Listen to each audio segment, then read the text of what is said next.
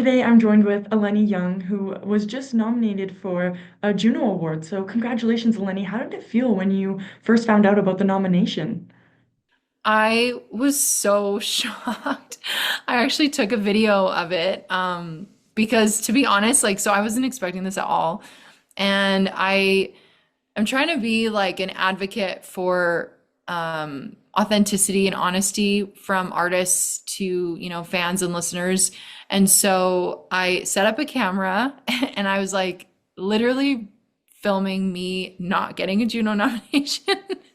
Like I was prepared to I even have a note in my phone where I had all like the caption and everything written out for the reel where I was going to say as an artist how to deal with disappointment and when you put a lot of stock into something and then you don't get it. Like this is what it looks like as an artist to deal with disappointment.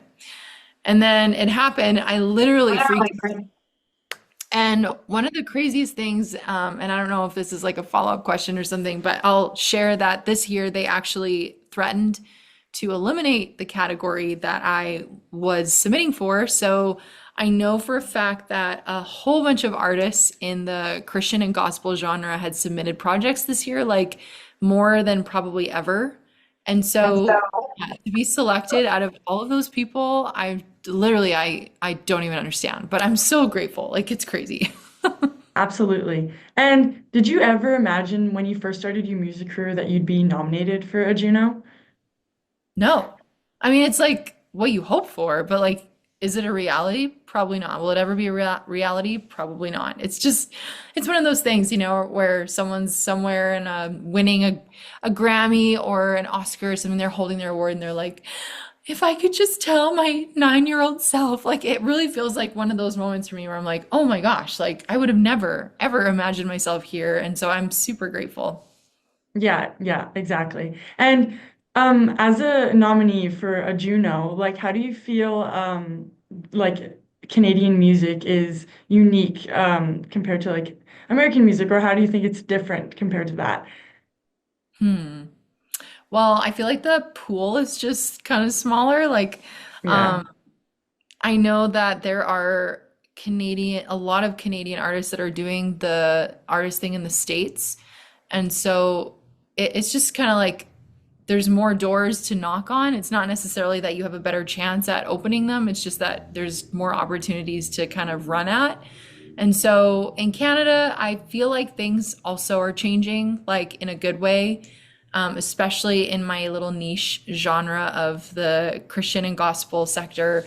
I see some really good things happening. I mean, I host an accelerator every Thursday. This is our first one, and there's 9 of us in total that are learning all things like marketing and brand integrity and everything for artistry in Canada. And just the ability for people to say they need help. I think that's huge because I just think for a while we all just stoically do our best and throw it in the wind and hope for the best. But it seems like we're seeing that there needs to be more structure, there needs to be more opportunities for artists to learn.